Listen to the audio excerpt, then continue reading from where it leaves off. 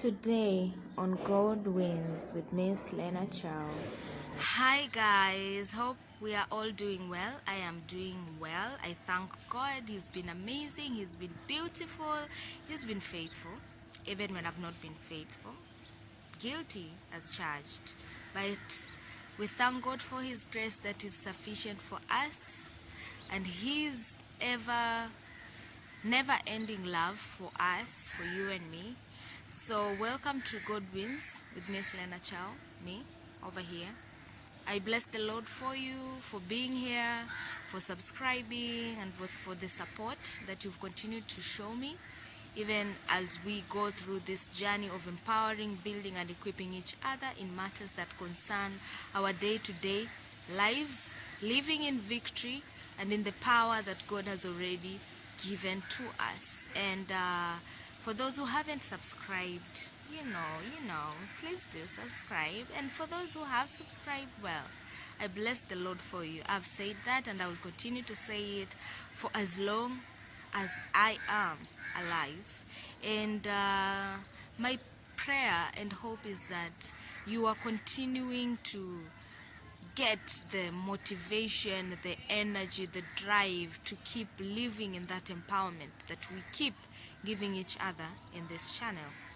So today we're going to talk about battles. Yeah, we're going to war, and we're going to talk about fights. We're going to talk about problems that maybe we have gone through, are going through, because in life there's always one problem after the other. There's no resting point as far as living in this world is concerned. The only rest that we get is when we shelter ourselves in the shadow of the Almighty. When we hide under Him, He fights our battles for us. So today we're going to be talking about battles, and we're going to be talking about the reality of what we see and the reality of what goes on behind the scenes of our battles. Are we ready? Are you ready? Are you? Okay, if you are, tune in. We'll be right back after this. Don't forget to hit the notification button and subscribe if you haven't already, and let's continue building each other up. Welcome back. So, yes, we are going to be talking about battles, and we love Elisha, right? He did amazing things in the Old Testament. We know him, we know his story, we know the amazing miracles that he did that fascinate us. And some people may even go ahead and say the miracles that happened in the Old Testament no longer happen in our new world. But the truth is, miracles happen every day. It's how we choose to look at it. So, for those who don't know the stories of Elisha, you can go to First Kings. The entire First Kings talks a lot about Elisha, and of course you'll get to hear the miracles, or rather you'll get to read through the miracles that he was involved in one way or another. So today we're going to be talking about Elisha, and particularly we're going to be referencing First Kings. Actually, it's Second Kings. Sorry. Okay, I will put it on the screen. So, Second Kings chapter 6. Okay. This is the story of when Elisha was being attacked. Second Kings chapter 6. This is the place where the prophets of Baal and the people who are against the God of Israel were seeking to kill Elisha. The Arameans had come to kill Elisha under the instructions of someone very influential at that point in time.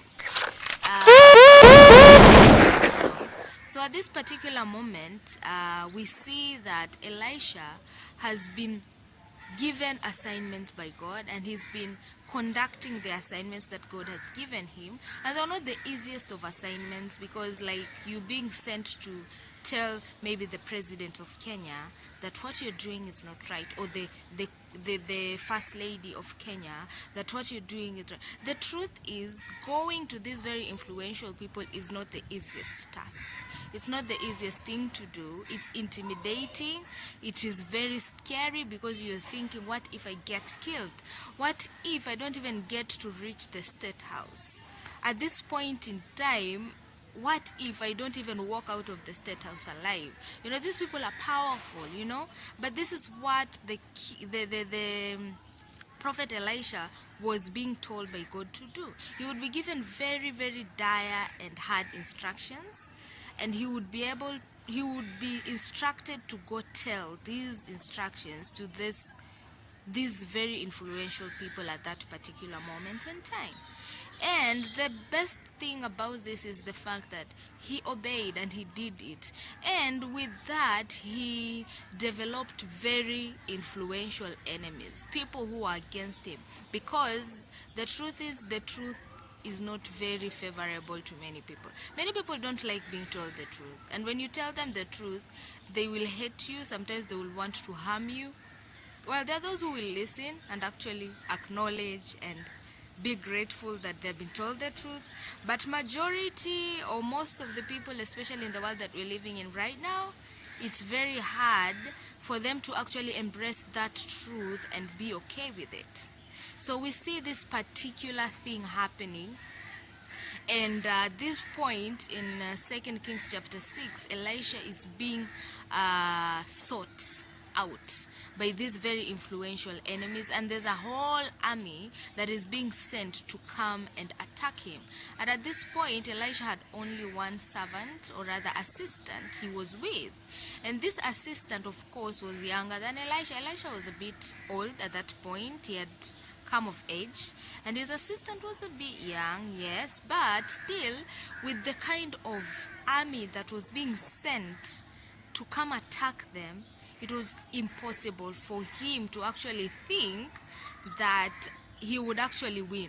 Even if he decided to defend his master Elisha, he wouldn't be able to take out all these people that had been sent to come and attack them and kill them.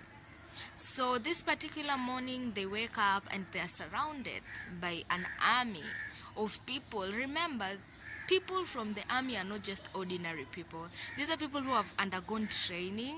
These are people who have been taught about tactics, about skill on attacking and winning.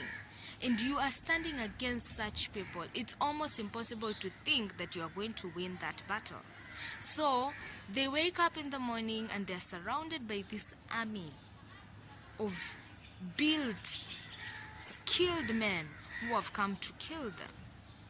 And this servant of Elisha, or this assistant, is in panic mode because he's like, oh my goodness, we are done for.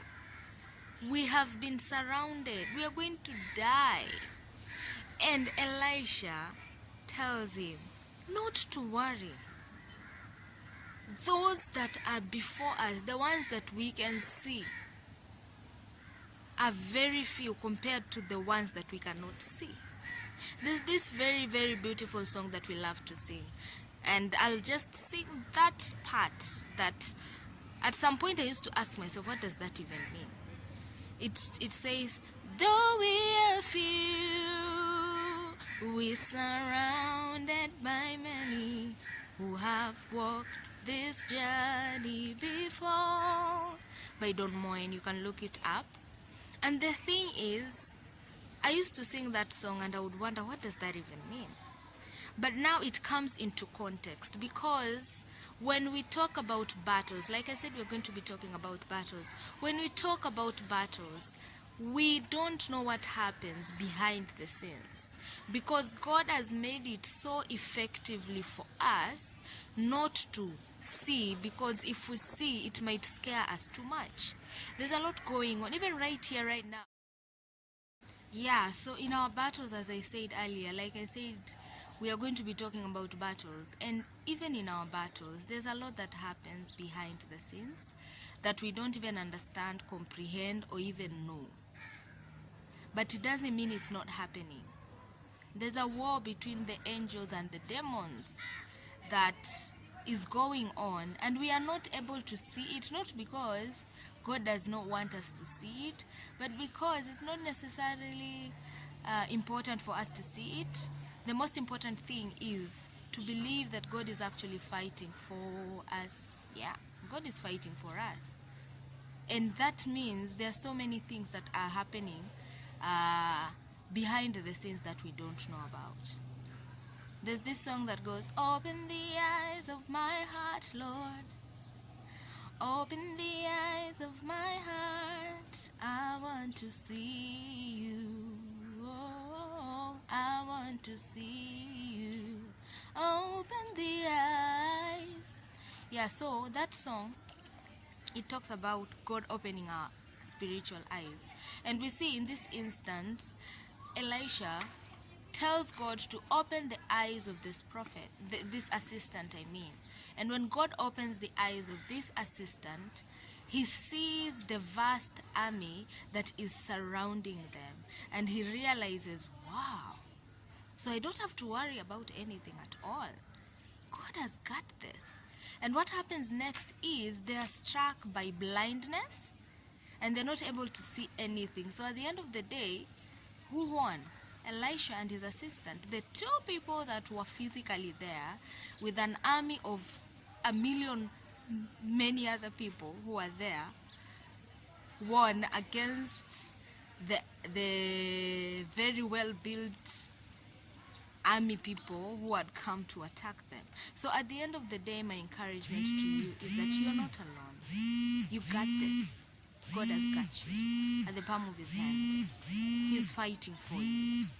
Let him open your eyes so that you can see that though it seems like you are few, you are actually very many. God bless. See you in our next video. Thank you for tuning in for today's episode. Looking forward to seeing you in our next video.